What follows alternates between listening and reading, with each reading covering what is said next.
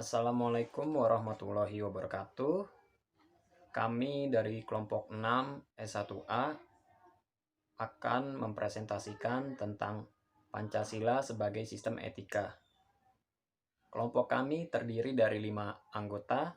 Yang pertama ada M. Rifki Ramadan dengan NPM 202043500015. Yang kedua dengan saya sendiri, Julianto, dengan NPM 202043500003. Yang ketiga ada Fadilatul Umam dengan NPM 202043502318. Yang keempat ada Imrotus Ayu Solikha dengan NPM 202043500104. Yang kelima ada Husnul Khotimah dengan NPM 2020435093. Selanjutnya saya akan masuk ke pembahasan pertama, yaitu apa itu etika? Pengertian etika berasal dari bahasa Yunani ethos, yang berarti watak, kesusilaan, atau adat, kebiasaan. Etika biasanya berkaitan erat dengan perkataan moral yang merupakan istilah dari bahasa Latin yaitu mos, dan dalam bentuk jamaknya mores, yang berarti juga adat, kebiasaan, atau cara hidup seseorang dengan melakukan perbuatan yang baik atau kesusilaan dan menghindari hal-hal tindakan. Etika dan moral kurang sama pengertiannya, tetapi dalam kegiatan sehari-hari terdapat perbedaan, yaitu moral atau moralitas untuk penilaian perbuatan yang dilakukan, sedangkan etika adalah pengkajian sistem nilai-nilai yang berlaku. Macam-macam aliran etika. Yang pertama ada teologi. Teologi berasal dari kata Yunani telos, yang berarti akhir, tujuan, maksud, dan logos, artinya perkataan. Teologi merupakan sebuah studi tentang gejala-gejala yang memperlihatkan keteraturan, rancangan, tujuan, akhir, maksud, kecenderungan, sasaran, arah, dan bagaimana hal-hal ini dicapai dalam suatu proses perkembangan. Dalam arti umum, teologi merupakan sebuah studi filosofis mengenai bukti perencanaan, fungsi, atau tujuan di alam maupun dalam sejarah. Dalam bidang lain, teologi merupakan ajaran filosofis religius tentang eksistensi, tujuan, dan kebijaksanaan objektif di luar manusia. Lalu selanjutnya ada deontologi.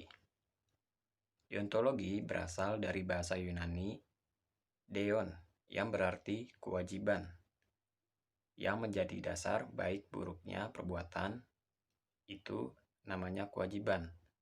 Pendekatan deontologi sudah diterima dalam konteks agama, sekarang merupakan juga salah satu teori etika yang terpenting. Presentasi akan dilanjutkan dengan rekan saya, dipersilakan. Hak. Hak merupakan suatu aspek dari teori deontologi karena berkaitan dengan kewajiban. Hak dan kewajiban bagaikan dua sisi uang logam yang sama. Dalam pemikiran moral dewasa ini, barangkali teori hak ini adalah pendekatan yang paling banyak dipakai untuk mengevaluasi baik buruknya perbuatan atau perilaku seseorang.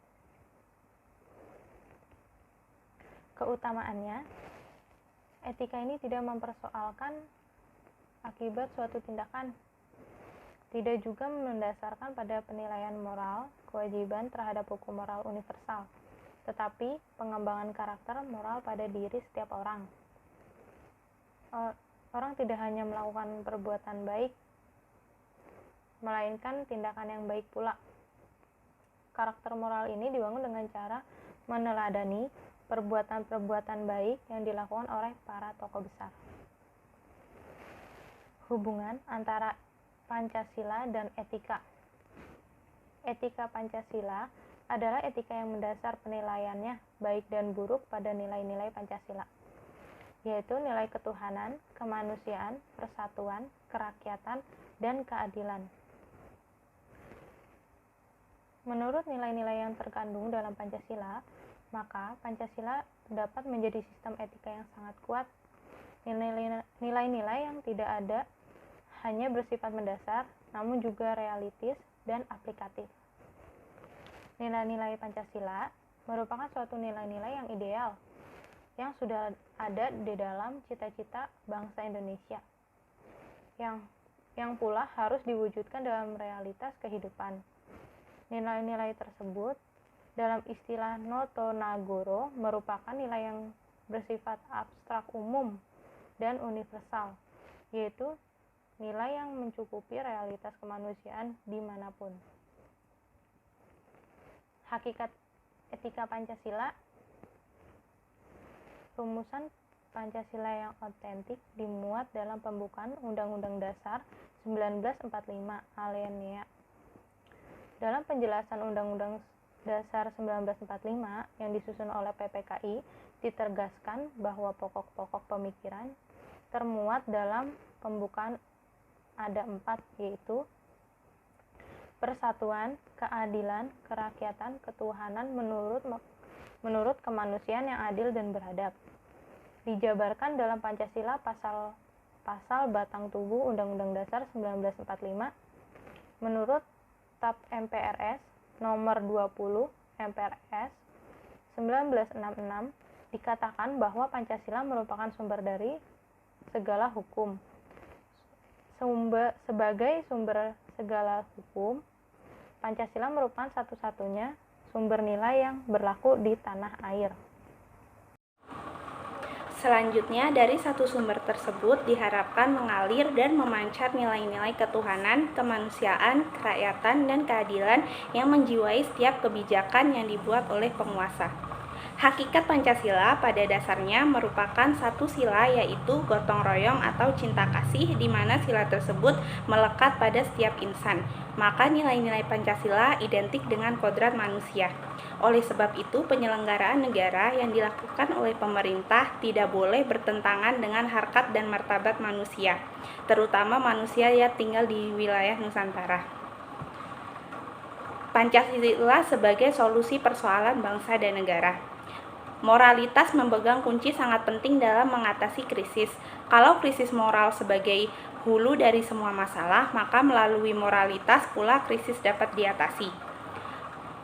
Moralitas individu lebih merupakan kesadaran tentang prinsip baik yang bersifat kedalam tertanam dalam diri manusia yang akan mempengaruhi cara pikir dan bertindak.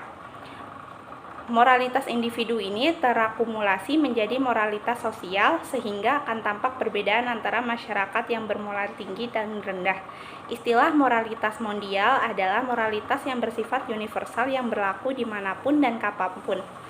Moralitas yang terkait dengan keadilan, kemanusiaan, kemerdekaan, dan sebagainya. Makna Pancasila sebagai sistem etika dan karakter bangsa. Etika Pancasila merupakan etika yang berdasarkan penilaian baik secara buruk terhadap nilai-nilai Pancasila, yakni nilai ketuhanan, nilai kemanusiaan, nilai persatuan, nilai kerakyatan, dan juga nilai keadilan.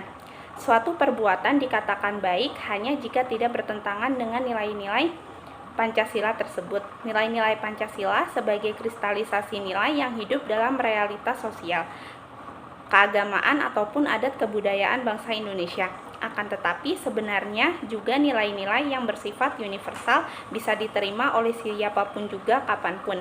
Etika Pancasila memiliki nilai-nilai yang sangat mendasar dalam kehidupan manusia. Nilai-nilai Pancasila. 1. Nilai ketuhanan. Secara hierarkis, nilai ini dapat dikaitkan dengan nilai yang tertinggi, sebab menyangkut nilai yang bersifat mutlak. Seluruh nilai kebaikan timbul dari nilai ini. Nilai ketuhanan. Suatu perbuatan akan dikatakan baik jika tidak bertentangan dengan nilai, kaidah, serta hukum Tuhan. Dari nilai ketuhanan ini dapat menghasilkan nilai spiritualitas, ketaatan, ketaatan. 2. Nilai kemanusiaan. Suatu perbuatan dikatakan baik jika sesuai dengan nilai-nilai kemanusiaan. Prinsip pokok dari nilai kemanusiaan Pancasila ialah keadilan dan keadaban, keadilan masyarakat, keseimbangan antara lahir dan batin, jasmani dan rohani, individu dan sosial, makhluk bebas mandiri dan makhluk Tuhan yang terikat dengan hukum. Nilai persatuan.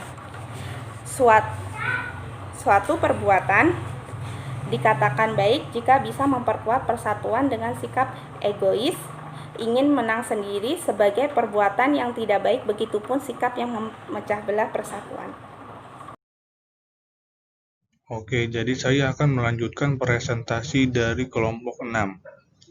4. Nilai kerakyatan. Dalam kaitan nilai kerakyatan ini terdapat nilai lain yang sangat penting, yakni nilai hikmat atau kebijaksanaan dan permusyawaratan. Dengan mencari kebaikan, pandangan minoritas belum tentu kalah dari pandangan mayoritas. 5. Nilai keadilan. Suatu perbuatan dikatakan baik jika sesuai dengan prinsip keadilan masyarakat banyak. Dikembangkannya sikap adil terhadap sesama agar menjaga keseimbangan antara hak dan kewajiban serta menghormati hak. Aktualisasi Pancasila sebagai etika dalam kehidupan bernegara. 1. Etika berkaitan dengan norma moral, yakni norma yang mengukur betul atau salahnya tindakan manusia. Pertama, etika sosial dan budaya bertolak dari rasa kemanusiaan yang mendalam dengan menampilkan kembali sikap yang jujur, saling menghargai, saling peduli, saling memahami, saling mencintai, dan saling menolong di antara warga bangsa. 2. Etika politik dan pemerintah ditunjukkan untuk mewujudkan pemerintah yang bersih, efisien, serta efektif untuk menumbuhkan suasana politik demokratis yang bercirikan keterbukaan, rasa tanggung jawab, menghargai perbedaan, jujur dalam persaingan, tanggap akan aspirasi rakyat, kesediaan menerima pendapat yang lebih benar, serta menjunjung tinggi hak asasi manusia, serta keseimbangan dan kewajiban dalam kehidupan berbangsa. 3. Etika ekonomi dan bisnis ditunjukkan supaya prinsip perilaku ekonomi dan bisnis baik oleh perorangan, institusi, ataupun pengambil keputusan di bidang ekonomi bisa melahirkan kondisi dari realitas ekonomi yang bercirikan persaingan yang jujur, berkeadilan, mendorong berkembangnya etos kerja ekonomi, daya tahan ekonomi, dan juga kemampuan saing, serta terciptanya suasana kondusif dalam pemberdayaan ekonomi yang berpihak pada rakyat kecil dengan kebijakan yang berkesinambungan. Selanjutnya presentasi akan dilanjutkan oleh M. Rifki Ramadan. Selanjutnya yang keempat, etika penegakan hukum yang berkeadilan ditunjukkan untuk menumbuhkan kesadaran tertib sosial, ketenangan, serta keteraturan hidup bersama hanya bisa diwujudkan dengan ketaatan pada hukum serta peraturan tentang keadilan.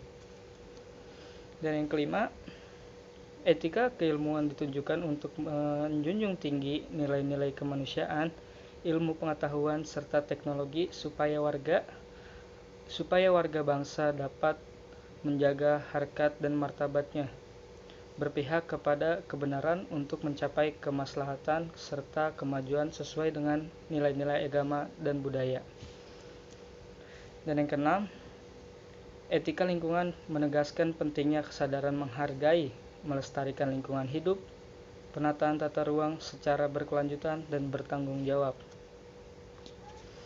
Selanjutnya ada pengalaman nilai-nilai Pancasila dalam beretika di kehidupan sehari-hari.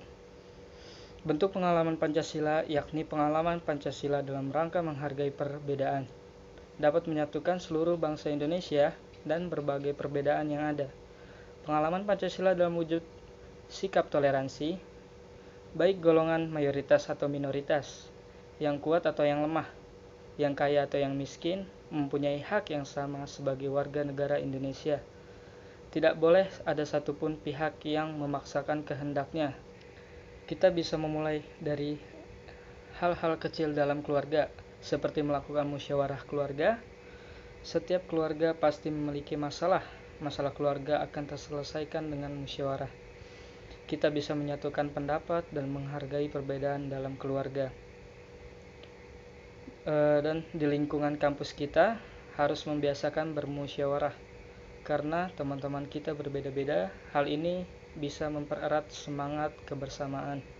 Tanpa musyawarah, perbedaan tidak akan ada ujungnya, tetapi akan menimbulkan bertentangan.